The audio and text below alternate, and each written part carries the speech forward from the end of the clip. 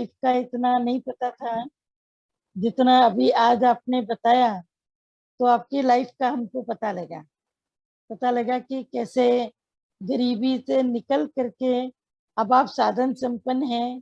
चारों तरफ आपके ऐशो आराम है, चारों तरफ आपके लिए माया नृत्य कर रही है, लेकिन आप फिर भी उसमें अटके नहीं और भगवान के काम पर लग गए। ये बड़ी बात है, बड़ी बात है कि जो भगवान के काम पर लग जाता है तो वो अच्छा करता है।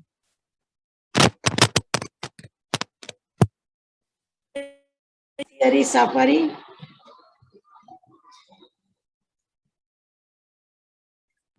जी भगवान आ रही है।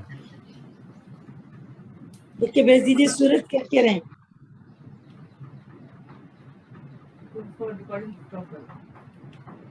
पता लगा कि वो माया के पीछे भागता है तो फिर उससे भगवान दूर भाग जाता है, और जो भगवान के पीछे भागता है तो माया उसके पीछे पीछे जाती है।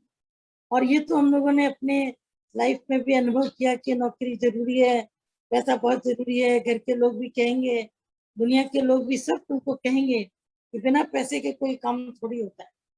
बिना पैसे के गुरु के पास कैसे जाओगे? बिना पैसे के कौन लेकर के जाएगा?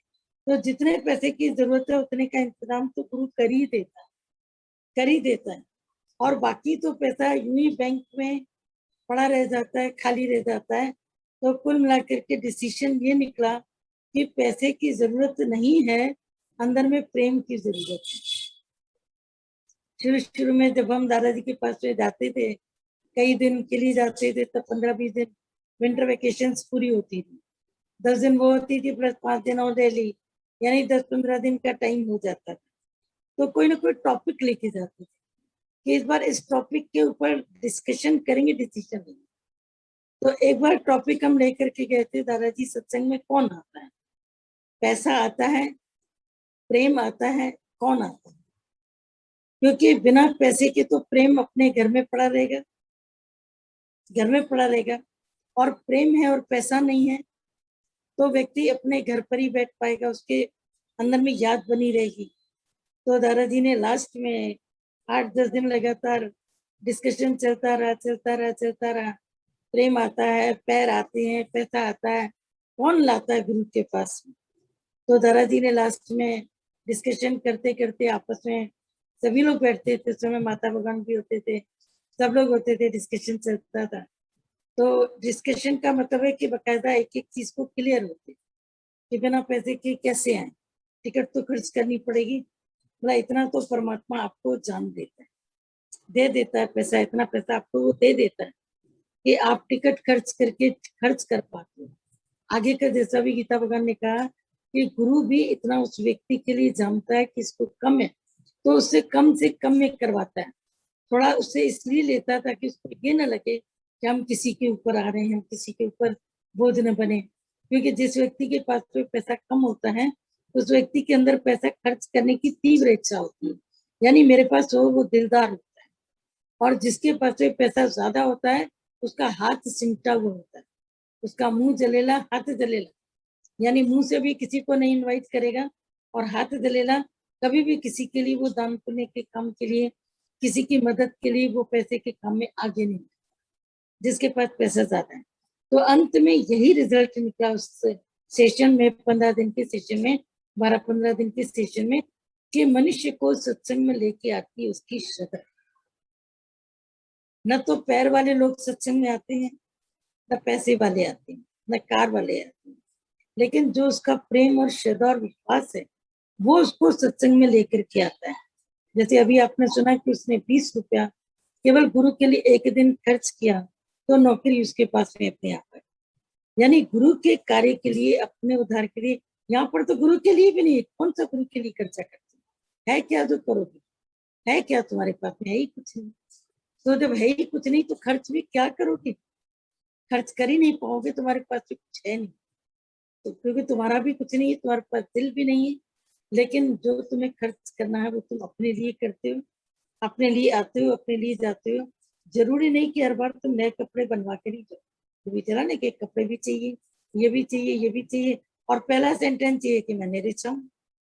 तो सत्संग मुगालते में तो नहीं सुन रहे हो, बेहोशी में तो नहीं बैठे हो कि बेहोशी भी अपनी पीठ थपथपाए जा रहे हो, मैं तो सत्संग सुन रहा हूँ, मेरे को तो ये भी नहीं चाहिए, मेरे को तो वो भी नहीं चाहिए। टाइम पर तुमको सब चाहिए। अभी गीता भगवान ने बोला कि बिना पैसे के तुम गुजारा करके दिखाओ।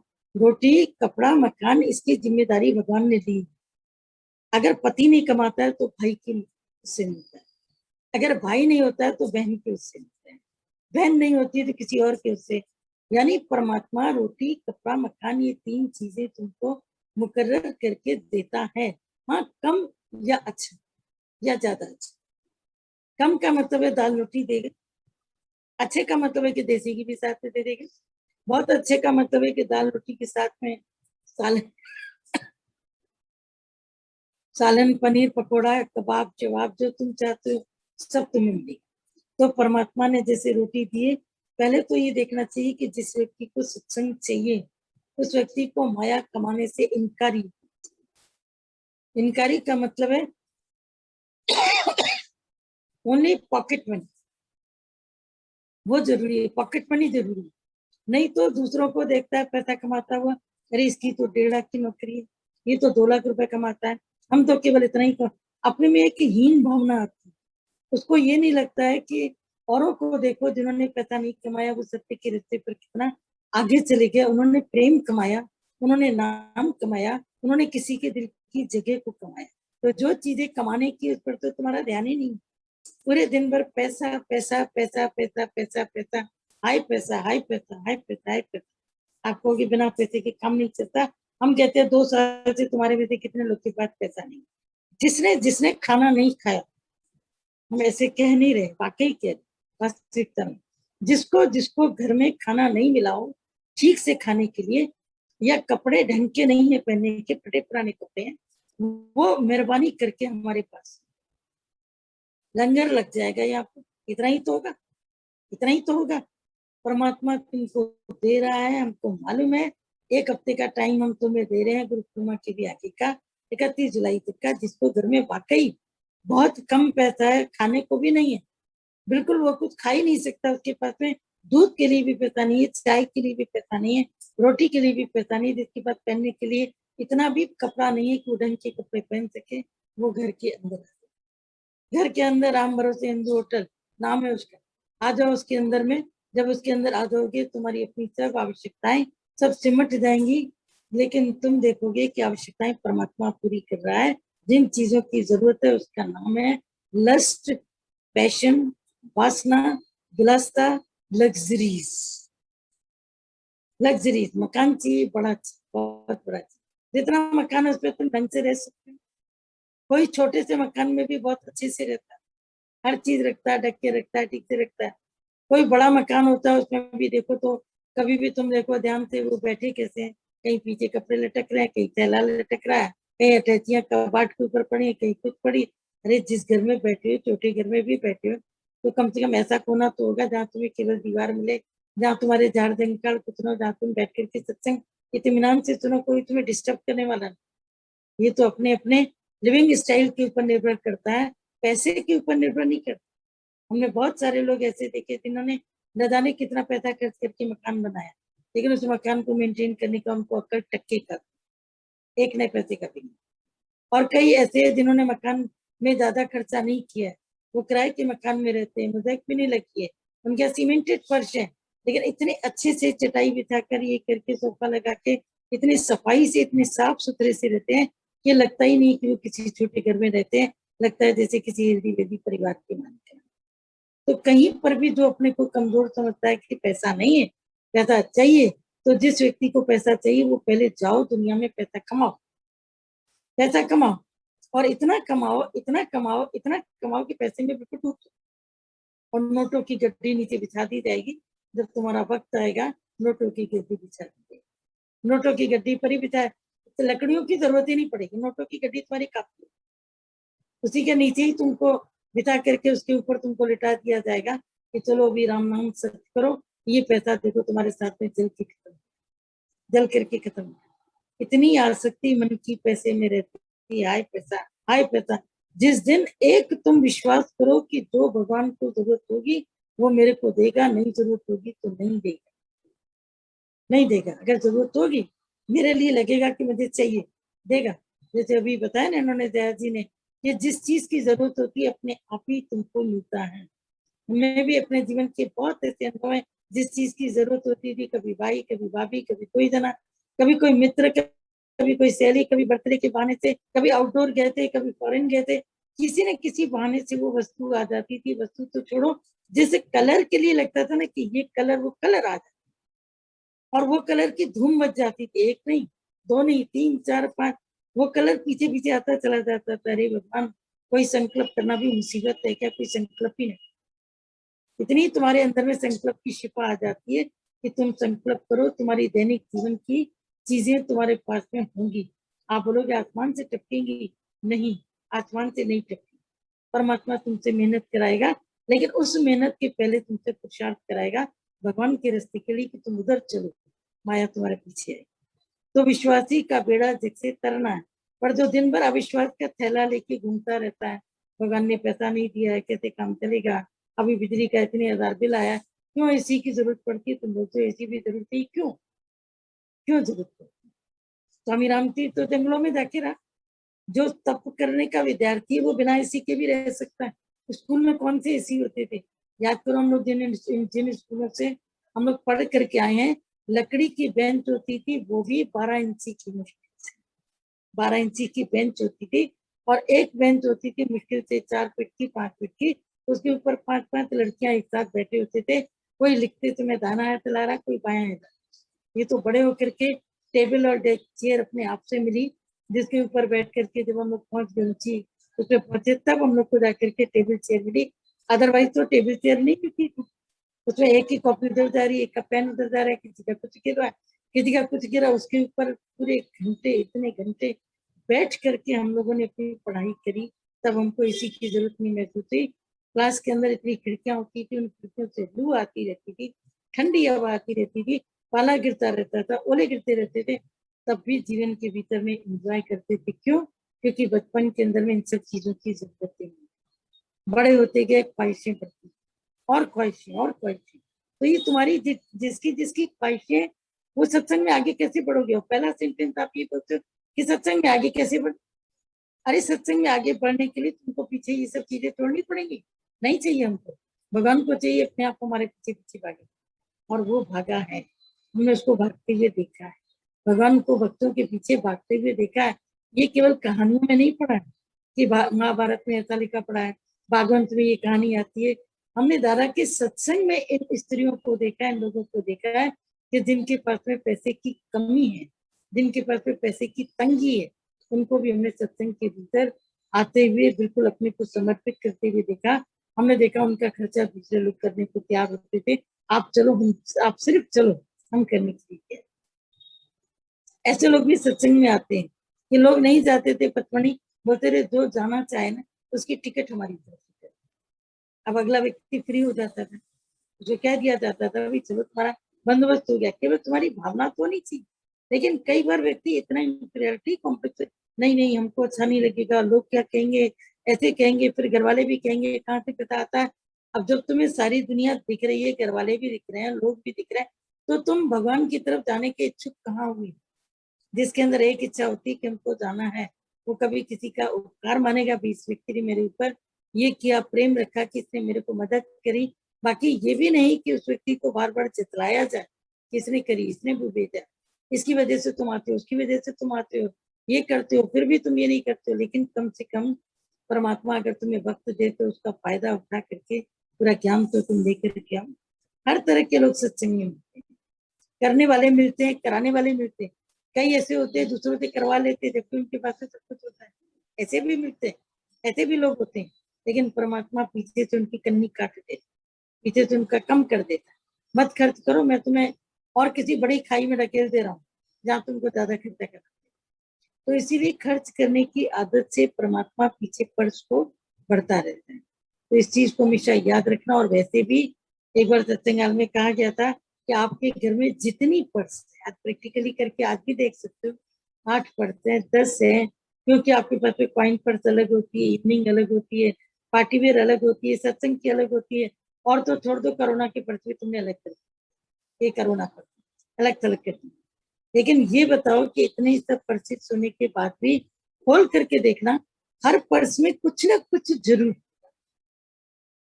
चाहे एक 5 रुपए का सिक्का पड़ा, लेकिन वो भगवान ने कभी तुमको खाली नहीं रखा है। इतना भगवान के ऊपर विश्वास रखो, इतना विश्वास रखो, उस विश्वास पर तुम्हारी पूरी दुनिया चलेगी और चल रही, आज भी चल रही। इसलिए जो पैसे को जिन्होंने चाहा, माया को जिन्होंने चाहा, वो परमात्मा से दूर हो गए। जिन्होंने परमात्मा को चाहा, माया उनके पास में पीछे पीछे आई, नौकरियां भी आई, पैसा भी आया, एफडीज भी उनके बने, उनके खंड भी बने, उनकी दुकानें भी बनी, रिच उनके पास में रिचनेस भी आई, बशर्ते कि वो पैसे में घूम न जाए, पैसे में जाकर के इतने इन्वॉल्व न हो जाए कि एक दुकान क्या खोली फिर सत्संग तो छूट ही गया। तो सत्संग नहीं सुनते, टाइम मिलता है तो आपका यूट्यूब खोल करके सुन लेते। हम कहते हैं यूट्यूब का सत्संग तुमको जो बाद में सत्संग है वो नहीं लगेगा। चाहे दादाजी का भी सत्संग कई लोग जब किचन में चला के रखते हैं ना, तुमको बहुत उनके ऊपर कहते ये सत्संग का धर्म निभा रहे। सत्संग चला और तुम लेटे भी हो, लेट करके तुम सत्संग सुनो। किसी एक व्यक्ति तो बाथरूम में लेकर के गई अपने मोबाइल फोन, वो सत्संगी है तुम बोलोगे। एक ने हमको लिख करके भेजा, बोला मेहरबानी करके सबसे कहिए कि अपना कैमरा बंद रखा करें, क्योंकि कितने ऑकवर्ड सिचुएशन में वो होते हैं उनको खुद नहीं पता। ये सत्संग की प्रीत है कि बाथरूम में जा रहे हैं, सत्संग को लेके जाएगा, ये नहीं कि सुबह से लेकर के तैयार होकर के बैठे, नाश्ता करके बैठे, ढंग से अपना बैठे। कौन सी जरूरत पड़ी कि किचन में तुम्हारा सत्संग चलता है और तुम सत्संग सुनो? कौन सा सत्संग अंदर जाएगा? इतना भी अगर तुम अगर नहीं, घर में बहू है, बच्चे हैं, ये तो उतनी देर के लिए भी अगर तुम फ्री नहीं हो तो भगवान के लिए फ्री कब हो? फ्री कब हो? फिर इतनी दूर तुम डींगे हाँकते हो भगवान के रास्ते की, वो किसके लिए डींगे? इसलिए अपने से सच्चे बनो, सच्चे बन करके इस रास्ते पर चलो। बच्चे बनो, बच्चे रखो, यानी कि बच्चे जैसे कैसे मन के सच्चे होते हैं, अपनी बिल्कुल सच्ची सच्ची बात बताते हैं। आप शायद अपने मन को समझ ही नहीं पाते हैं, तभी इस तरीके से बात करते हैं कि हमको ये भी नहीं चाहिए, हमको वो भी नहीं चाहिए, फिर हमको ये भी चाहिए, वो भी चाहिए। तो इसका मतलब है कि हम अपने को समझ, ज्ञान हमारे भीतर में अभी जा नहीं रहा है। ज्ञान माने जो अज्ञान को दिखाए, प्रैक्टिकल ज्ञान माने जो अज्ञान को निकाले, ये विज्ञान जो अज्ञान को निकाले। अज्ञान तो देख लिया, निकले कैसे? कैसे नहीं? जब ज्ञान भीतर जाएगा तभी तो अज्ञान निकलेगा। बिना ज्ञान के अंदर गए अज्ञान को तुम निकाल सकते हो? ज्ञान के होते हुए अज्ञान नहीं निकलेगा, लेकिन ज्ञान को लगाने से, समझने से, जीवन में लाने से अज्ञान से तुम्हारा निकलता चला जाएगा। इसलिए अपने अज्ञान को निकालेंगे, अच्छा रहेगा। अब ये दादाजी की वाणी चलिए, बीच में एक टॉपिक दादाजी का पढ़ रहे हैं। टॉपिक नंबर 49, पेज नंबर 110 और 113। गीता भगवान लिखते हैं इसमें कि इस प्रकार 30-35 वर्ष लगातार यह ज्ञान यज्ञ चलता रहा। गुरु पूर्णिमा पास में आ रही है, तो दादाजी का सुन रहे हैं कि कैसे उन्होंने गुरु रूप में हम सबको ज्ञान की वर्षा की, ज्ञान दिया, फिर भी मन किसी न किसी कंजूसी में बैठा रहे, तो हैरानी की बात है। बहुत टाइम वेस्ट करे अपने जीवन का, बहुत हैरानी। कोरोना की तलवार लटक रही है, थर्ड वेव की, इसकी उसकी, न जाने किन किन चीजों की। वैसे भी कोरोना के बिना भी तो लोग जा ही रहे, लेकिन फिर भी मन उससे फंसा हुआ। मतलब इस प्रकार 30-35 वर्ष लगातार यह ज्ञान यज्ञ चलता रहा। भगवान ने अपने को छिपा के रखा, प्रकट नहीं हुए। न कोई नाम, न आश्रम, न पुस्तक, न चिन्ह, न अखबार में नाम निकालना, न किसी से पाई पैसा लिया, न कभी पब्लिक में लेक्चर किया। अपने को बिल्कुल छिपा कर रखा, तो भी वह छिप न सके। उनका ज्ञान, उनका प्रकाश संसार में चारों दिशाओं में फैल गया। सूर्य को कौन हाथ से ढक सकता है? भगवान के ज्ञान ने हजारों को शक्ति दी, बीमारी से छुड़ाया, दुखों से छुड़ाया। उनका प्रकाश घर घर में फैल गया और धर्म की स्थापना। इस प्रकार ज्ञान का प्रकाश फैलाते हुए अचानक एक दिन उनके शरीर में बीमारी आ गई। ऐसी तकलीफ हुई कि चेहरा सूजता जाता था। उस बीमारी में बहुत दर्द होता था। कहा कि डॉक्टर को बुलाओ, परंतु उनकी बिगड़ती हुई हालत को देखकर भक्तों ने डॉक्टर को बुलाया। उन्होंने डॉक्टर को भी बुलाने की जरूरत नहीं समझी, पर भक्तों ने अपने आप ही डॉक्टर को बुलाया। डॉक्टर ने आकर पूछा कि आप कैसे हैं दादा? तो उन्होंने कहा कि I am better than before. यह बात सुनकर डॉक्टर हैरान हो गया और उनका चेकअप करके दवाई दी। और जब भी डॉक्टर आता तो कहते कि I am better than before, I am better than you, मैं तुमसे भी ज्यादा अच्छा। कभी बीमारी का नाम नहीं लिया, और बाद में भी जब जो डॉक्टर उनसे श्रद्धा प्रेम रखता, उनको भी कहते तुम मुझे पेशेंट न समझो, मैं जो हूँ सो तू है, तुम मेरे पेशेंट हो, तुम सीखने के लिए आना। जब बीमारी का समाचार भक्तों को मिला तो दूर दूर से बहुत भक्त दर्शन करने आने लगे। किसी का ख्याल था हम सेवा करेंगे, परंतु भगवान ने कहा सबको यहाँ से भेज दो, हमें किसी की सेवा नहीं चाहिए। क्योंकि भगवान पहले ही दृष्टांत सुनाया करते थे कि एक गुरु कुएं में गिर गया तो उसके शिष्य उसको निकालने आए, तो उसके गुरु ने इनकार कर दिया, कहा कि तुम्हारी सेवा मुझे नहीं चाहिए, तुमको अहंकार आ जाएगा तो सारा ज्ञान पानी हो जाएगा, मुझे राह चलते कोई भी निकाल। मतलब कि भगवान ने सेवा कबूल करने से इनकार कर दिया। भगवान ने करुणा करके दो लड़कियों को सेवा के लिए रखा। एक बार शरीर में तकलीफ आई तो फिर ठीक नहीं, जो भी उनको तकलीफ आई, दर्द था पैरों में, हाथों में, उंगलियां सीधी नहीं होती थी, काफी तकलीफ थी, लाइफ थी कि अपने आप से कॉलर का बटन भी बंद नहीं कर सकते थे, अपने आप से पैर अगर स्टूल पर रखा है, थक गया है तो उसको नीचे की तरफ नहीं कर सकते थे, इतनी तकलीफ थी। पर दादाजी को जिस वक्त किसी ने कहा कि हम सेवा करने के लिए आए हैं, हम फ्री हैं, हम तैयार हैं, तो दादा ने कहा कि नहीं, मेरे को किसी की सेवा नहीं। तो उन्होंने इसके ऊपर मिसाल बताया कि गुरु कुएं में गिरी, उसको उसके शिष्यों ने निकाला। आगे चल करके उनके अंदर इतना अहंकार आ गया, वो गुरु को भी कह देते थे आप तो कुएं में गिरी गए थे, हम नहीं तो आपको निकाला, हमें नहीं तो आपकी सेवा करी, और कौन था निकालने के टाइम। आज आप हमें ऐसे कह रहे हैं, हमें सुधारने के लिए, हम तो सुधरे हुए, आप हमें बिना मतलब के रोकते, बिना मतलब के टोकते। तो दादाजी ने बोला कि तुम भी उसी तरह से अहंकार में आ जाओगे, कोई ना कोई अहंकार तुम अपने भीतर में रखोगे और उस अहंकार के जीवन में तुम चलते रहो। तो इसी से बेहतर है कि मैं किसी और ऐसे व्यक्ति को सेवा के लिए मैं रखूं, जो व्यक्ति जानता भी ना हो, सत्संग से जुड़ा ना हो, पैसा ले और काम करे। तो दादाजी ने ऐसा भी किया, जो भी कुछ हमें नहीं पता इन सब चीजों का, हो सकता है ऐसा हुआ हो, लेकिन आप ये बताओ कि दादाजी का सिर्फ इतना ही कहना है कि डॉक्टर भी आते तो बोलते आई एम बेटर। इतनी बीमारी होने के बाद भी उन्होंने कभी बीमारी का जिक्र कभी किसी को नहीं किया। पिछले 5 वर्ष से ऐसा ही चलता रहा। उनकी बीमारी से भी सबने बहुत कुछ सीखा, कैसे वह इतने कष्ट में भी एक साथ रहते थे, कैसे बॉडी लेस है, निराकार ज्योति स्वरूप है, शरीर में रोग है पर चेहरा सूरज की तरह चमकता, तकलीफ में भी वे सेवा करते, इतनी तकलीफ में भी वो सेवा करते रहते थे। उन्होंने कभी भी सत्संग की सेवा से अपने को विमुख नहीं किया, कभी छुट्टी नहीं दी कि आज हम सत्संग में नहीं बैठे। कैसा भी शरीर होता था, भले दूसरा सत्संग करे, वो सत्संग में आके बैठे, छुट्टी नहीं करता। जैसे सूरज कभी छुट्टी नहीं लेता, चंद्रमा कभी छुट्टी नहीं लेता, फिर भी अमावस्या वो नहीं दिखेगा, तुम्हें नहीं दिखेगा, और कहीं तो दिखेगा, और कहीं तो दिखेगा। तो जैसे सूरज कभी छुट्टी नहीं लेता, चंद्रमा कभी छुट्टी नहीं लेता, उसी तरह ब्रह्म ज्ञानी भी कभी छुट्टी नहीं लेता है, बोलता है तुम करते रहो काम, मैं तुम्हारे साथ हूँ, मैं उसको सुनूंगा। अभी आवाज क्लियर है? क्योंकि बाहर की आवाजें बहुत आ रही हैं, अगर आवाजें क्लियर नहीं है तो बता दीजिए। दादाजी ने कहा कि I may die that you may live का प्रत्यक्ष प्रमाण था। उनके वाइब्रेशन इतने इतने स्ट्रांग थे कि जो उनके पास मन में आकर बैठता वह थॉटलेस हो जाता। भगवान कहते कि यह शरीर एक दीवार है, जैसे दीवार को हथौड़ा लगाओ कुछ नहीं होता, इस प्रकार शरीर को भी कुछ नहीं होता। और हम देखते हैं कि गरम गरम वैक्स में भी हाथ डालते थे, पर उनके चेहरे पर किसी प्रकार की लकीर नहीं। मतलब गरम वैक्स में भी उनका हाथ कभी कभी डालना पड़ता था, इतना तकलीफ होती थी। तो गरम वैक्स में हाथ डालने के बाद भी उनको हाथों में कितनी गर्मी, वैक्स कितनी गर्म होती, लेकिन उनके चेहरे से पता नहीं लगता था कि किसी गरम वैक्स में उनका हाथ रखा। देखते कि गरम वैक्स में हाथ डालने थे, पर उनके चेहरे पर किसी प्रकार की लकीर न होती।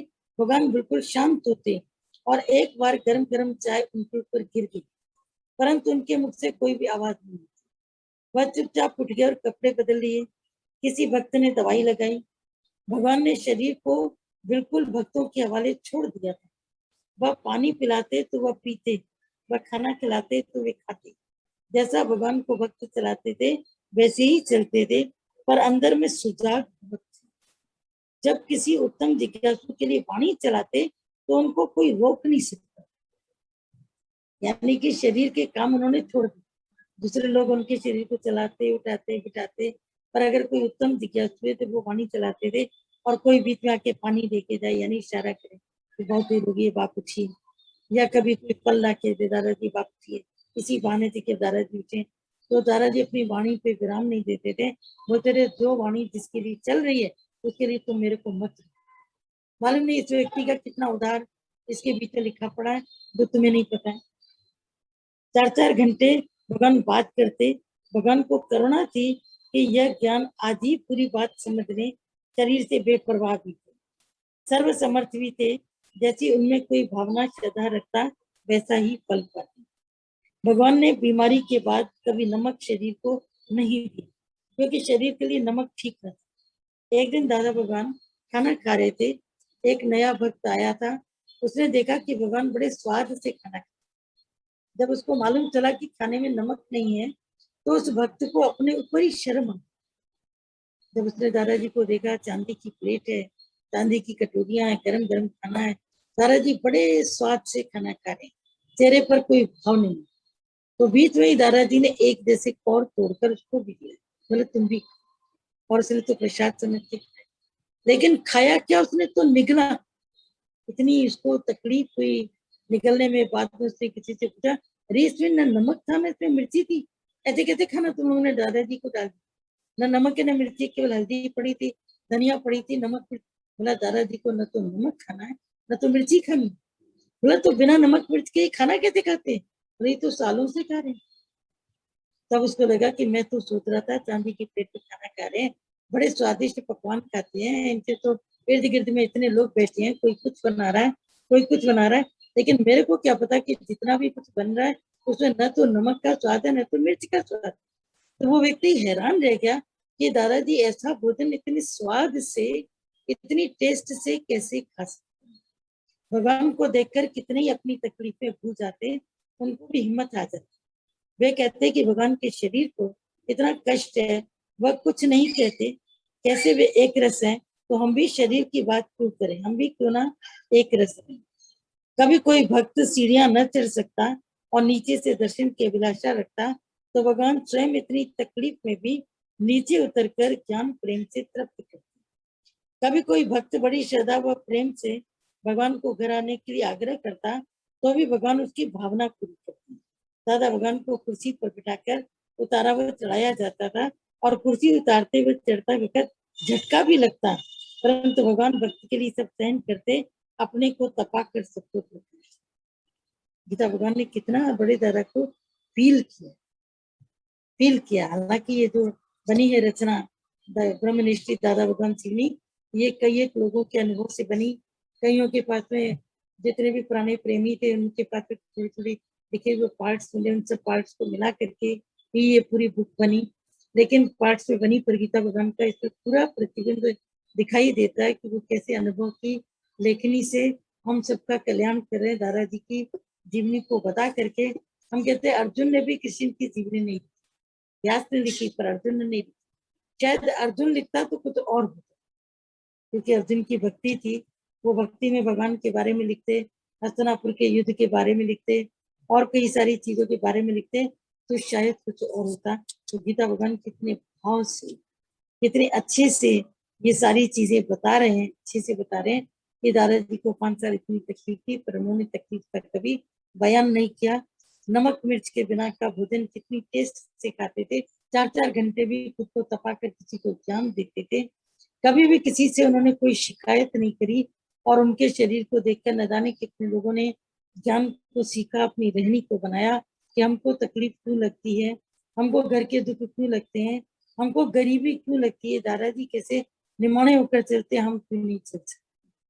लखनऊ में ही थे तो नीना मम्मी ने एक दिन उनको बोला, किसी को बोला दादाजी की कमीज के कॉलर फट गए, तुम लड़कियां देखती नहीं हो, प्रेस करके रख देती हूँ। बोला हमको पता है, दादाजी को भी पता है, पर नए कपड़े वो सिलने नहीं देते, क्योंकि नए कपड़े से उनके स्किन को थोड़ी दिक्कत होती थी, एलर्जी सी लगती थी। बोला नहीं पहनने देते हैं, नहीं पहनते हैं, इतने नए कपड़े बने रखे हैं, नई कमीजें रखी हैं। दादाजी को जब फॉरेन जाते थे दादा श्याम, तो दादा भगवान के लिए कुछ न कुछ लेकर के जरूर आते। तो उन कमीजों में ऐसी होती थी जो पॉलिस्टर टाइप की होती, जिनमें टेरी मिक्स रहता था, टेरिकॉट मिक्स रहता था, कॉटन कम टेरिकॉट ज्यादा, जिसको दादाजी अपनी स्किन को टच भी नहीं करा पाते थे, तो वो तुरंत श्याम भगवान को वापस कर देते थे कि तुम्हें जिसको देनी है दे दो, पर मैं नहीं पहन। तो दादाजी नहीं नए कपड़े सिलवाने देते, तो हम लोग क्या करें? तो दादाजी ने बात को सुना, बोला बस तुम एक काम करो कि जैसे माँ होती है उसके बच्चे स्कूल पढ़ने जाते हैं, पर उसके पास में बहुत पैसा नहीं है, तो वो क्या करती है, अपने बच्चे की कमीज के कॉलर को पलटती है।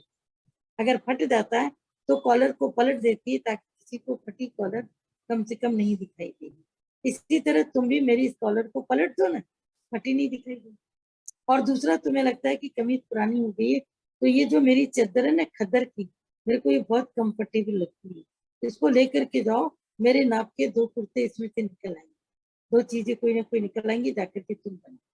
तो ऐसे दादाजी निर्वाण होकर के चले, इस तरीके से उनकी जीवन चली, और कैसे उन्होंने अपने को कुर्बानी का पुल बनाया, केवल अपने आप को देखे कि क्या हम भी जीवन के अंदर ऐसे ही कुर्बानी का पुल बनने के लिए तैयार हैं। ऐसे ही नाम नहीं पड़ा कि ब्रह्मनिष्ठी श्री दादा भगवान, ऐसे ही नाम नहीं पड़ा, ब्रह्मनिष्ठी श्री दादा फिर आगे भगवान, ये सारी चीजें दादा भी हो सकते, दादा मने मुखिया, भगवान कहने की तुम्हें जरूरत नहीं है। और ब्रह्मनिष्ठी, ब्रह्मश्रोत्री तुम सुन चुके हो, ब्रह्मनिष्ठी तुमने देखा है कि कैसे दादा भगवान, आज भी तुम ब्रह्मनिष्ठी अपने गुरु को, दादा भगवान को देख सकते हो, मीरा भगवान को देख सकते हो, कैसे वो ब्रह्म के निश्चय में रहते, शरीर से ऊपर है, 2 घंटे बैठते हैं उनके पाँव भी नहीं हिलते, हैरानी की बात, 2 घंटे सीधे स्ट्रेट होकर के बैठते हैं। भक्तों के लिए जूम में बैठना कितना मुश्किल है, इतना इजी नहीं, 2 घंटे बैठना इतना इजी नहीं है। पलंग पर बैठते हैं, पाँव उनके जैसे रहते वैसे ही 1.5-2 घंटे तक उनके पाँव मुश्किल से 1 या 2 बार वो जरा सी करवट लेते होंगे, क्योंकि वो भी डॉक्टर ने उनको कहा है कि आपको हर आधे घंटे में कोई करवट लेनी चाहिए, एक पोस्चर में तुमको आपको नहीं बैठना चाहिए, और किसी को भी वैसे एक पोस्चर में नहीं बैठना चाहिए। लेकिन इसका मतलब ये भी नहीं कि हर 5 मिनट अपनी करवट, लेकिन वो कैसे शरीर से ऊपर उठ जाते हैं कि उनको कहना पड़ता है, इशारा देना पड़ता है, दादाजी पोस्चर चेंज करिए, दादाजी थोड़े पैर ऊपर करिए, दादाजी ये तकिया पीछे रख लीजिए, शरीर के भाव से बिल्कुल ऊपर। फिर भक्त उनके शरीर को जैसे खरीद कर लेते हैं, उनके शरीर को वो उसी तरीके से चलाते। तो बस आप भी अब इतना समझ लो कि शरीर को ऐसे ही चलाओ जैसे दादाजी ने अपने शरीर को भक्तों के हवाले छोड़ा, अपने शरीर को भी प्रकृति के हवाले छोड़ दिया। इस टॉपिक के ऊपर और भी किसी को अगर बात करनी तो बात कर सकते हैं। और अब हम लोग योगशिष्ट का भी शुरू करते हैं कि पहले हम लोगों ने पढ़ा था कि कभी भी जगत की क्षण बंधुरता तथा परिवर्तनशीलता,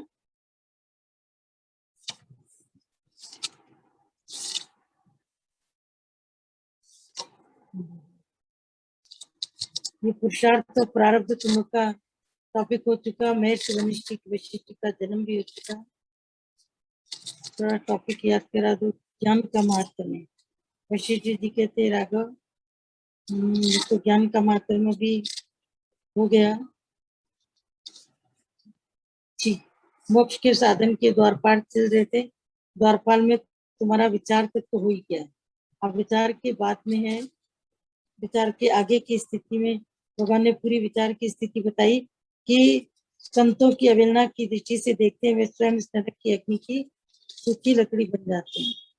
ये शायद पेज नहीं चला है, राइट।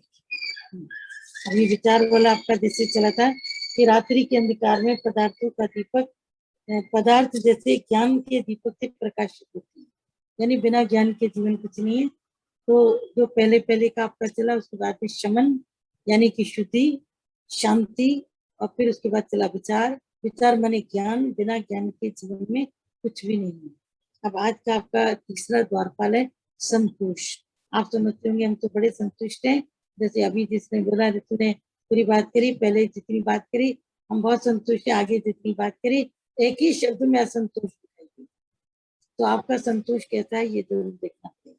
संतोष, मोक्ष के तीसरे द्वारपाल संतोष की महत्ता के विषय में वशिष्ठ जी कहते हैं, हे राम, संतोष ही परम श्रेष्ठ और संतोष युक्त पुरुष परम विश्राम को प्राप्त होता है। जो शांत पुरुष संतोष रूपी अमृत के पान से पूर्णतः तृप्त हो चुकी हैं, उनके लिए यह अपरिमित भोग संपत्ति विष की विष सी जान पर, मतलब जिनके अंदर में संतोष ने पैर पसार लिए, जो शांति से जीवन को जीता है, उसके लिए संसार के भोग पदार्थ अगर अधिक मिल जाए तो उसके मन में बेचैनी होती है, उसको लगता है हमको नहीं चाहिए, हमें जरूरत ही नहीं, और भी उसका मन इन सब चीजों से बिल्कुल परे हो जाता है। उसको विष के तरह से संसार के जो सुख है उसको विष की तरह, जहर की तरह प्रतीत होते हैं। भगवान के हमको अपने से दूर करने के लिए तुम मेरे को इतने सुख दे रहे हो, क्यों मेरे को इतने सुख दे रहे हो? परी साहब अपने साथ में जिस वक्त में बिच्छू रखते थे और साथ में भगवान को प्रार्थना करते थे, भगवान मेरे को दुख दो, बार बार दुख देते रहना। तो उनके भक्त कहते थे, गुरु जी आप ऐसा क्यों कह रहे, आपका एक ही बेटा था, उसका तो शरीर भी शांत है, फिर भी आप भगवान से दुखी दुख मांग रहे हैं, अभी कौन से दुखों की कमी है, अभी कौन से दुखों की कमी? तो एकदम से लेकर के उन्होंने उत्तर दिया इस चीज का कि जब दुख आते हैं तो मुझे प्रभु याद आता है, और जब सुख होते हैं तो मैं प्रभु को भूल सकता हूँ, तो इसीलिए मैं प्रभु से वो चीज मांगता हूँ जिसमें उसकी याद हो। उसकी याद किसमें बनी रहती? सुख में। सुख आएगा, तुमको पैसा बहुत आएगा, माया बटोरने में तुम इतने बिजी हो जाओगे, इतने बिजी हो जाओगे, दिन भर और माया चाहिए और चाहिए और चाहिए और चाहिए, करते करते करते करते करते तुम्हारी पूरी जिंदगी माया को बटोरने में चली जाएगी, उसको गिनने में, कागज पत्थर गिनने में तुम्हारी पूरी जिंदगी तुम्हारी उसमें खत्म हो जाएगी। तो उसी से बेहतर है भगवान को बोलो, भगवान जितनी माया तुमने देनी है मेरी प्रारब्ध में वो तुम मुझे दोगे ही, लेकिन मुझे एक ऐसा कांटा लगा दो मन में, मैं तुम्हारे लिए कभी भी किसी से भीख न मांगू, मैं तुम्हारे पीछे पीछे पीछे भागता चलाऊं, भागता चलाऊं, भागता चलाऊं। एक बार चार दोस्त थे, उनको सुबह के टाइम पर सवेरे सवेरे स्टेशन, और आपको तो मालूम है कि अगर सवेरे स्टेशन पहुंचना, हम लोग कई बार देखते थे बॉम्बे में भी होते थे, 4 बजे घर से निकलना होता था, 7 बजे की ट्रेन होती थी, रस्ते का ट्रैफिक 1 डेढ़ घंटे का रास्ता होता था उस टाइम पर, तो 4 बजे की कोई ना कोई गाड़ी करनी होती थी। तो जब गाड़ी करते थे तो वो टैक्सी वहां पर मिलती थी, पर टैक्सी अक्सर नहीं आ पाती थी क्योंकि रात का टाइम 4 बजे का बड़ा awkward टाइम होता था। अच्छा 5 बजे का टाइम, तो चलो 5 बजे निकले, पर 5 बजे भी निकलते थे तो भी टैक्सी वाले इतनी जल्दी नहीं आते थे, वो अपने आप में ही मस्त रहते थे, बोलते रहते इतना कमाया खाया अपने जीवन में चल रहे। तो ऐसे ही चार दोस्त थे, उनको सुबह 4 बजे उन्होंने टैक्सी बुक करी, पर उनकी टैक्सी नहीं हुई, यानी हुई नहीं। अब उनको स्टेशन तक पहुंचना था, बॉम्बे बीटी तक, और वो भी 1 घंटे के भीतर। कैसे? बोला कि हम तो चलो पैदल चल लेंगे 3 दिन, लेकिन हमारा चौथे साथी जो लंगड़ा है वो कैसे चलेगा, जिसके पाँव नीचे हैंडीकेप था, उसके पाँव में काफी तकलीफ थी, वो नहीं चल सकता, तो वो नहीं चल सकता था, बैसाखी के सहारे वो चलता था, बैसाखी के सहारे कहीं भी पहुंचता था, ये कैसे चलेगा, इसके लिए तुमको गाड़ी चाहिए। तो उसमें से एक ने कहा कि तुम परवाह मत करो, मैं कोई युक्ति करता हूँ और सुबह हम लोग तीनों अपने टाइम पर चलेंगे, इसको थोड़ा जल्दी भेज देंगे, लेकिन मैं तुम्हें यकीन दिलाता हूँ कि हमसे पहले स्टेशन।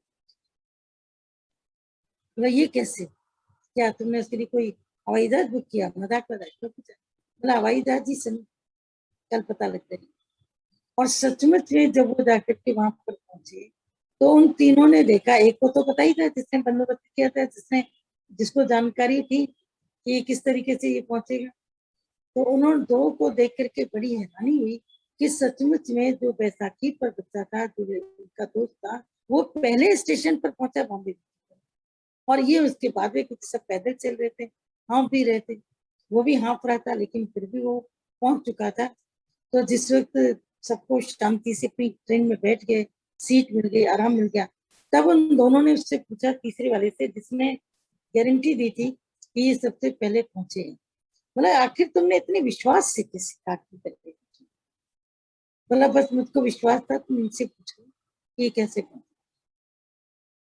तो उससे पूछा, भैया सच सच बताना, तुम स्टेशन पर कैसे पहुंचे?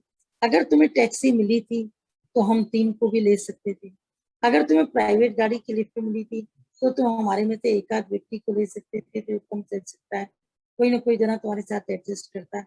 तो उसने एकदम से हंस करके जवाब दिया, बोला सच बताऊं, मेरे पास में न तो कोई गाड़ी थी, न तो कोई टैक्सी थी, न कोई गधा था, न कोई मोटरसाइकिल थी, मेरे पीछे किसी ने पागल कुत्ता छोड़ दिया। उस पागल कुत्ते से बचने के लिए मैं जल्दी जल्दी अपनी बैसाखी करता हुआ, लेटता हुआ मैं यहाँ तक आकर के तुमसे जल्दी पहुंचू, बाकी मेरे पहुंचने का जल्दी दूसरा कोई उपाय। तो एक पागल कुत्ते ने बैसाखी वाले व्यक्ति को अपनी मंजिल पर उसे जल्दी पहुंचाया। तो एक दुख आपको अपनी मंजिल तक जल्दी पहुंचाता है, वनस्पति के एक सुख दोनों पाँव होते हुए हम तो पहुंच ही जाएंगे, अरे हम तो पहुंच जाएंगे, अरे हमें क्या दिक्कत, अरे हमें कोई दिक्कत नहीं। लेकिन वही व्यक्ति लेट होता है, बाकी सब एक ही साथ। तो कैसे गुरु भी हमारे पीछे कोई ना कोई ऐसा पागल कुत्ता परिस्थिति का, हालत का, कभी मृत्यु याद कराता है, कभी बीमारी याद कराता है, उसका पागल कुत्ता छोड़ देता है और कहता है कि तुम अब देखो सामने कि तुम पहुंच पाते हो। तो जब तुम वहां पहुंच सकते हो तो क्यों अपने मन को दिलगीर करते हो, क्यों अपने मन को तुम छोटे करते हो। आगे से बोला कि जो संतोष रूपी ऐश्वर्य के सुख से संपन्न है। अब जिसने दौलत मांगी है आज के दिन पर, उनके लिए ये बहुत जरूरी है, इनको समझ लो। एक ने मुंह से कहा है, बाकी तो बिना कहे हुए बैठे हुए हैं, लेकिन पैसे की मुरीद हमने 99% सत्संगी तक भी 99 पैसे की मुरीद। पैसा पैसा पैसा, हाय पैसा, पैसे के लिए एक नौकरी छोड़ी, दूसरी ली, दूसरी छोड़ी, तीसरी ली, तीसरी छोड़ी। इतनी जल्दी आजकल के बच्चे कितनी जल्दी स्विच करते, तुमने देखा। अपनी वो सीनियरिटी भी कमा देते हैं, अपनी इंक्रीमेंट कमा देते हैं, अपनी पोस्ट की लेवल की गहराई में तो वो सीख पाते हैं, वो सब चीजें उनको नहीं मिलती है। वो क्यों स्विच करते रहते हैं, इधर पैसा ज्यादा मिल रहा है, इधर एक्सेसरीज ज्यादा मिल रही है, इधर हमको अमाउंट ज्यादा है, इधर हाउस रेंट मिल रहा है। तुरंत फिर वहां जाकर के दुखी होते हैं, परेशान होते हैं, हालात उनके अलग टाइप के बन जाते हैं, बहुत मन का बेताब होता है। लेकिन वो उस नौकरी से इतने बंध जाते हैं, इतने बंध जाते हैं कि छोड़ नहीं पाते। ये धन्य है वो। माता भगवान ने अनुभव की बात बोली, बोला अपने हाथ में ऐसे हथेली के चुके, बोला अपनी तिरी पर, अपनी हथेली पर 600 की 800 के समय 600 800 की नौकरी बड़ी मानी जाती, बहुत बड़ी मानी जाती। बोला 600 800 की नौकरी लेकर के उसको खुद कर देना, हटा देना, तुमको नहीं चाहिए, बहुत मुश्किल, बहुत मुश्किल है। क्योंकि पैसा और पोस्ट इसके पीछे पूरी दुनिया भाग, पर जो संतोषी व्यक्ति वो बोलता है मेरे को कुछ नहीं चाहिए। तो आगे से इसी की पूरी आगे कंटिन्यूएशन है। जो संतोष रूपी ऐश्वर्य के सुख से संपन्न है, ऐसे संतोषी पुरुषों को विशाल साम्राज्य भी पुराने घास के टुकड़ों के समान प्रतीत। जो संतोष के आभूषण से पूरी तरीके से सजा हुआ, अंदर में जिसके संतोष है, मैं जो पहनता हूँ काफी है, मैं जिस घर में रहता हूँ बहुत अच्छा है, मेरे पास तो संतोष है, मेरे पास तो सुख नहीं है पर मेरे पास में संतोष है। क्योंकि सुख तुम्हें शांति नहीं देंगे, पर संतोष तुम्हें शांति, आनंद, प्रेम, विश्वास, वो सब चीजें देगा जो परमात्मा के पाने के लिए जरूरी है। और धन तुम्हें इनमें से एक भी पदार्थ नहीं, एक भी चीज नहीं देगा। तो संतोष और साधन यानी धन अगर चुनना पड़े, तो जो व्यक्ति संतोष को चुने तो समझ जाना कि इस व्यक्ति ने अपने जीवन में एक बेहतर चुनाव को किया। फिर कम पैसा कमा कर भी सत्संग जरूर कमाओ पैसा, लेकिन कम टाइम दो। पैसा उनको बोलो हमारा कम दो, ठीक है, लेकिन हमको टाइम दो। टाइम हमारा बचेगा तो हम कम से कम ईश्वर के रास्ते पर चलेंगे, हम सत्संगी के लिए टाइम दे पाएंगे, हम निष्काम कार्य के लिए दे पाएंगे। सुबह से लेकर के रात तक खाए खावा खावा खावा खावा, उसी में अगर चला गया तो ऐसी मशीन जिंदगी तुमको अंदर में एक दिन जरूर परेशान करेगी। मेरे को गुरु मिला, मेरे को सत्संग मिला, मैंने पूरे जीवन में किया, और घर के लोग भी तुम्हें पैसा कमाओ और कमाओ और कमाओ और बड़ी नौकरी करो और पैसा लो और टाइम दो, क्यों इतनी कम नौकरी में संतुष्ट हो चारों तरफ से। अरे इतनी सैलरी कम है तुम्हारी, इतनी सैलरी कम है, इतनी कम है। उनको किसी को तुम्हें सैलरी बताने की जरूरत क्या पड़ी, बोलो तुम्हें मुझसे कितना चाहिए, बस इतना बताओ क्या चाहिए, जिस चीज की जरूरत है मैं हम तुम्हें घर में देने के लिए तैयार है। मेरी सैलरी से तुम्हारा क्या मतलब, हम अपनी सैलरी से संतुष्ट हैं क्योंकि हमें उसमें सत्संग मिल रहा है, हम सत्संग के कार्य में आगे बढ़ रहे हैं तो मुझसे संतुष्ट है। पर वो सैलरी जो तुम्हें सत्संग भी तुम्हारा मिस करे, तुम्हें मन का सुकून भी मिस करे, तुम्हें रात की नींद भी तुम्हारी खराब करे, ऐसी सैलरी क्या करो। अपना तन दे करके, समय देकर जो धन तुमने कमाया, तन के खराब होने पर कोरोना पीरियड ने बता दिया कि धन किसी की कम नहीं। और ऐसे लोग जिनके घर वाले गए धन की कमी से, धन की कमी से तो कोई नहीं जाता है, प्रारब्ध है, कोई ना कोई धन उनपे खर्च कर ही देता है। लेकिन फिर भी धन की कमी अगर होती है किसी की लाइफ में और वो धन की कमी दिखाता है पैसा होते हुए भी। हम देखते हैं कि जो उसका सुख नहीं लेता है, ऐसा व्यक्ति दुनिया में किसी भी काम का नहीं। ऐसे कंजूस लोगों को हम भिखारी को। और एक भिखारी ने एक सेठ को बोला, सेठ जी आपकी जो तिजोरी है ना, आप जिसकी पूजा करते, क्योंकि वो भिखारी दिन भर उसकी दुकान के सामने बैठता था, और सेठ जब दुकान खोले तो पहले उसको भिखारी की शिकायत दी। उसको गुस्सा बहुत आता। भिखारी को बोलता था कहीं और जाके बैठो, यहाँ नहीं बैठे। बोले यहाँ बैठे में क्या दिक्कत है? बोला तू मेरे पैसे पे नजर, मेरे को तेरी शक्ल भी नहीं चाहिए। भिखारी ने बोला मेरा तो बैठने का अड्डा ही यही, इनके भी अड्डे बने होते हैं, इनको जगह पे कोई रिप्लेस नहीं कर सकते, ये भी नहीं रिप्लेस करने देते। मैं इसी जगह पर बैठता हूँ, इसी जगह पर बैठूंगा, आपको तो करना है। तो वो देखता था कि सेठ आता था, पहले ताले की पूजा करता था, दरवाजा खोलता था, शटर खोलता था, अंदर जाता था, भगवान जी की पूजा करता था, फिर तिजोरी खोलता था, फिर तिजोरी की पूजा करता था, और तिजोरी की पूजा करके तिजोरी बंद करके तिजोरी को अपने अंदर की जेब में रख करके उसके बाद आराम से आकर के बैठता था। पहले समय में एक बनियान बनती थी, बनियान का एक कोई विशेष नाम होता था जो इस वक्त याद नहीं है। उस बनियान के अंदर में खीसा बना रहता था जेब, उस जेब में बुजुर्ग लोग अपनी चाबियां रख देते थे, क्योंकि जब वो सो भी रहे होंगे तो वहां तो कोई हाथ डालेगा ही नहीं, तकिए के नीचे रखोगे तो कोई ले जाए। लेकिन जिस बनियान के अंदर में तुमने वो रखी है चाबी, वो बनियान कपड़े की सिली हुई होती थी, और कपड़ा भी ये वाला होता था मार्किन का कपड़ा। पहले जमाने के लोग मार्किन का कपड़ा ही पहनते थे, क्योंकि मार्किन सफेद होते होते और सफेद हो जाती, दिखती पीली है, और पीला सफेद कपड़ा लेते लेते फिर पीला होता है, ये फर्क होता है। तो वो मार्किन की वो बनती थी, उसको पहनता था और उसमें डाल के चाबी बैठ जाता। अब भिखारी एक दिन उसके दरवाजे पे आके बैठा, उसने उसको सिक्का दिया कि जाओ। अब ऐसे ही अगर वो चला गया तो कहीं पनौती ना लगे, वो भी बड़ा डर, अगर इसने पनौती मार दी तो मुश्किल हो जाएगी। एक दिन वो भिखारी वहां से चली, बोले सेठ जी एक मेरे को आपका अनुरोध है। बोला क्या अनुरोध है? बोला एक दिन ना मैं आपकी तिजोरी देख, मेरे बेटे ने भी कभी तिजोरी नहीं देखी, मेरे बाप ने भी नहीं देखी, तू कौन होता है? मैं अपने बेटे के दुकान पहुंचने से पहले फटाफट फटाफट तिजोरी की पूजा कर लेता हूँ। उसको ये तक नहीं पता कि तिजोरी कहाँ है, उसको ये तक नहीं पता कि उसकी चाबी कहाँ से पड़ी। तुम सामने बैठे हो तो तुम्हें पता लगता है, लेकिन तिजोरी देखने की इजाजत तुम्हें क्यों?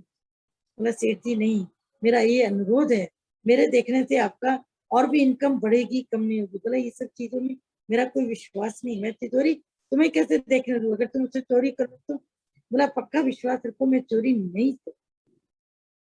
एक दिन बीता, 2 दिन बीता, 3 दिन बीता, भिखारी दुकान के सामने से हटे ही नहीं। हमको तिजोरी के एक बार बस। बोला आखिर सेठ ने इतना जिद कर रहा है, एक बार दिखा दो। फिर उसको बोला कि तुम जगह चेंज कर दो कि हमारे सामने से चले जाओ। बोला हमेशा के लिए चलो, लेकिन कोई और भिखारी आकर बैठे तो उसकी कोई गारंटी नहीं, मैं चला दूंगा। तो जिस वक्त वो दिखाता है उसको तिजोरी, तिजोरी देखता है, तो भिखारी बाहर आकर के बड़ी जोर जोर से नृत्य करना, बोलता है अब तो तू भी मेरे जैसा है, तू भी मेरे जैसा है, मैं भी तेरे जैसा, तू मेरे जैसा, मैं तेरे जैसा, तू मेरे। बोला चुप कर गधा, तू बोल क्या रहा है? मेरी तिजोरी में जितना धन है तेरे पास है क्या? बोला देखो तू तिजोरी देख के खुश होता है, मैं भी तिजोरी देख के खुश हूँ। तिजोरी से पैसा तू भी नहीं निकालता, मैं भी तेरी तिजोरी को छू नहीं सकता, तो ये बताओ कि तू और मैं के बीच में फर्क क्या है? भगवान धन देता है तो भगवान किसी को धन दे तो धन खर्च करने की दिल भी दे, तब तो बहुत सुख। बाकी भगवान ने धन दिया, दिल और छोटी होती गई, तो ऐसी दिल लेके क्या करो? बोला विशाल साम्राज्य भी जो संतोषी व्यक्ति है उसके सामने विशाल धन का भंडार भी रखो तो सूखे घास के ढेर के समान वो व्यर्थ है। श्री राम संतोष युक्त बुद्धि संसार की विषय परिस्थितियों में भी न तो उद्विग्न होती है और न कभी उसका विनाशी होता है। श्री राम संतोष युक्त बुद्धि, यहाँ पर ये शब्द बहुत ध्यान देने वाला है कि वो बुद्धि जिसमें अनावश्यक आवश्यकताएं, जरूरतें, इन सबको उठाने की जरूरत नहीं है, जिस बुद्धि के अंदर में संतोष है, वह संतोष युक्त बुद्धि संसार की विषम विषय परिस्थितियों में भी न तो उद्विग्न होती है न कभी उनका विनाशी होता है। यहाँ पर विषय होकर के विषम होना चाहिए। संसार की विषम परिस्थितियां, संसार के अंदर में कितनी भी विपरीत परिस्थितियां हुए उसमें वो उद्विग्न नहीं होता है, तो वो परेशान नहीं होता है कि ये परिस्थिति आ गई, क्योंकि उसकी बुद्धि संतोष प्रत्यय भगवान दूर करेगा। कभी कभी डॉक्टर आके कह दे इसका इलाज करना है, इसमें इतना खर्चा होना है, तो जरूरी है कि हम उसे किसी प्राइवेट हॉस्पिटल में इलाज करते हैं। हो सकता है गवर्नमेंट हॉस्पिटल के अंदर तुम्हें ज्यादा फैसिलिटी न मिल पाए, लेकिन इलाज अच्छा होता हो, क्योंकि गवर्नमेंट हॉस्पिटल के डॉक्टर के पास जितना एक्सपीरियंस होता है, प्राइवेट हॉस्पिटल्स में इतना एक्सपीरियंस नहीं होता है। वहाँ सुख होते हैं, साधन होते हैं, डॉक्टर एक्सपीरियंस नहीं होते। मशीनें होती है, ऑपरेटर्स होते हैं, लेकिन मशीन को चलाने की जानकारी वाले लोगों का वहां पर अक्सर करके अभाव है। तो कहीं पर भी अगर तुम इलाज करो, कोई तुमसे पूछेगा कहा मेडिकल कॉलेज में इलाज करा रहे हो, ट्रामा सेंटर में इलाज, अरे तो क्या हो गया, तुम तो उसको भी स्टेटस सिंबल में कहाँ करा रहे, हम तो मिडलैंड में करा, जाओ मिडलैंड में देखो कैसे पूरा शरीर जाता है, मृत होके कहते वापस आता है, कोई बड़ी बात नहीं। हम अपोलो में करा रहे, मेदांता में करा रहे, पैसा खींच के शरीर को खाली करके उसके बाद बोलेंगे अपने शरीर को लेकर के जाइए, अब इसकी मृत्यु घोषित। पर संतोषी हृदय इतना निश्चयात्मक होता है, इतना पक्का होता है कि वो विषम परिस्थितियों के बीच में उसका मन कभी भी चलता नहीं है, और न ही किसी में उसका मन फंसता है। वो इसको पैसा ज्यादा मिले तो उससे फंस जाए सत्संग छोड़ करके, वो कभी नहीं बोलेगा नहीं, मेरे को पहले सत्संग चाहिए, मेरे को पहले ये चीज चाहिए, बाकी चीजें मेरे जीवन के भीतर में बात। ऐसे कई सत्संगी हैं जिन्होंने ज्यादा पैसे से इनकार ही किया, तो हमको पैसा बेशक कम दो, लेकिन हमारे सत्संग का टाइम जरूर दो। तो जो सत्संग का टाइम पे निष्काम कार्य जहाँ भी बैठा वहां से धीरे धीरे अपने को आजाद करता जाए ना। नौकरी भी कब तक व्यर्थ लोगे, तब तक। पूनम अपना अनुभव सुनाती थी ना सत्संग के बीच में, उसने अनुभव सुनाया था, क्योंकि जब उसका वीआरएस का टाइम था तो हम उसको बोलते थे तुम वीआरएस ले लो 4-5 साल, तो पूरा सत्संग को दो, कम से कम पूरी जिंदगी नौकरी, क्योंकि सुबह के सत्संग के बिना शाम के टाइम का सत्संग ठीक है, अच्छा है, हम कहते हैं ना से बहुत अच्छा है, लेकिन फिर भी शाम के सत्संग से भी अच्छा तो सुबह का सत्संग है ना। सुबह का सत्संग तो नौकरी रिटायरमेंट के बाद ही उसको मिला, तब उसने फोन करके अपना अनुभव बताया, और सत्संग के बीच में भी बताया कि जब हमें वीआरएस के लिए कहा गया तो हमने वीआरएस नहीं लिया, और नहीं लेकर के मैंने बहुत बड़ी गलती करी, मेरे को ले लेना चाहिए था। वो टाइम जो 5 साल वहां पर गया, अगर वो सत्संग में लगता तो ज्यादा अच्छा। अब ये तो उसको नहीं पता था कि शरीर इतनी जल्दी शांत हो गया। कोई भी अपने शरीर के पन्ने जान करके भी रोक भी नहीं सकता, अगर जान भी ले तो भी रोक तो नहीं सकता। तो जब तुम्हें समय मिलता है उस समय में नौकरी के पीछे भागते रहते हो। हम कहते हैं कि इस रास्ते पर जितना आनंद है उस रास्ते पर भाग कर देखो, तो तुम्हें लगेगा कि वो भी छानी छाने जिटे, ये भी छानी छान, वो भी तुमने छानी छान के देखी, पर सोनार के घर की राख में भी सोना। इस छन्नी को भी छान के देखना, सत्संग की जो छन्नी है इसको भी कभी छान के देखना, यहाँ की राख में भी तुमको सोना। प्रॉफिट में जाओगे, कभी लॉस में नहीं जाओगे, इतनी गारंटी रखो। तो जब तुम प्रॉफिट में रहते हो, लॉस में नहीं रहते हो, अपने मन को खुशी में रखो, खुशी से चलो, खुशी से आगे बढ़ो। संतोष का बीज अपने धरती पर बीजारोपण करो। अभी आजकल बारिश का टाइम है, तुम कितने पेड़ लगा लेते हो, गमले लगा लेते हो, ये बारिश का टाइम है, इनको मिट्टी को अंदर जाने की, बीज को जगह कैसे जगह मिलेगी, क्योंकि बीज तुमने मिट्टी में डाला, मिट्टी को अंदर धरती में किसने डाला, बारिश। बारिश पड़ती रही मिट्टी और अंदर, बारिश पड़ती रही मिट्टी और अंदर, मिट्टी और अंदर, अंदर जाते जाते जाते बीज ने अपने को मिटाया और पल्लवित। तो बारिश का बीज कैसे सक्सेसफुल होता है, अभी भी बारिश का टाइम चल रहा है, तो इस बारिश के टाइम पर संतोष का बीज डालो, तो इसके जो फल निकलेंगे बहुत अच्छे। जरूरी नहीं कि तुम 2 टाइम दूध पियो, 1 टाइम का दूध भी काफी है। और आजकल तो हर डॉक्टर दूध, सफेद चीजें, बेकरी आइटम, मिठाई की चीजें, हर डॉक्टर ने मना करके रखा है कि आप मत खाइए, एसिडिटी होगी। और वास्तव में दूध से एसिडिटी हो रही है, कई सारी प्रॉब्लम्स हो रही है, जिनको जरूरी है वो मत रोकना, क्योंकि बीमार और बूढ़े के लिए ये चीज लागू नहीं होती। लेकिन फिर भी अगर तुम नहीं पी सकते तो उसके लिए क्यों परेशान। हमने को माता श्री बताते थे कि उनकी देवरानी के पास में एक ही दुकान एक ही होती थी, वो भी पैसा कमाता था, ये भी कमाते थे पैसे भी, लेकिन वो उनको देते नहीं थे जब वो छोटे होते। फिर भी वो काफी चालाकी कैसे कैसे करके निकल जाता था पैसा, कि घर के लिए उनको ना के बराबर ही बचता था रात को आते से, छोटे होने के बाद, क्योंकि बड़े होने के कई कर्तव्य होते थे वो भी पूरे करने होते थे। तो सब कुछ पूरे होते तो माँ हमारी कहती थी कि उनके पास में इतना पैसा है कि बच्चे बादाम खा करके उनका पेट खराब, और हमारे बच्चों के पास में इतना भी नहीं कि उनका पेट साफ, कि दूध का एक कप भी पिए तो उनका पेट साफ। गीता भगवान ने उनको एक बहुत अच्छी पॉइंट बोला, उनके बच्चे बादाम खा करके भी उतनी पढ़ाई नहीं करेंगे जितनी तुम्हारे बच्चे चने खा करके। और ये सच था। वो चने खिलाते थे, मूंगफली खिलाते थे, बोलते थे मूंगफली में इतनी ताकत है तो बादाम में भी इतनी ताकत, चने में इतनी ताकत है कि बादाम में भी इतनी ताकत नहीं। तो बादाम खिला करके भी हो सकता है बच्चा बीमार पड़ जाए, लेकिन चने खाकर भी हो सकता है वो आईएएस फील्ड में वो चला। तो इसीलिए कभी भी अपने जीवन को संतोष से अलग मत करो। संतोषी सदा, क्रोधी जले दिन रात, कामी समंधा नहीं, सुनो शिष्य ये बात। क्योंकि शिष्य ने गुरु से पूछा था ना कि दुखी जगत में कौन है, दुखी जगत में कौन है, अंधा जगत में कौन है, कौन जले दिन रात, सुखी जगत में कौन है, ओ गुरु ये बात। तो गुरु ने उसको उत्तर दिया कि अंधा जगत में कौन है, बोला कामी सम अंधा नहीं, क्रोधी जले दिन रात, संतोषी सदा सुखी, सुनो शिष्य। कि संतोषी व्यक्ति इतना सुखी होता है जो उसके पास है, वो कभी किसी से कंपटीशन नहीं करता, और अपनी भी पहले की जिंदगी से कंपटीशन नहीं करता।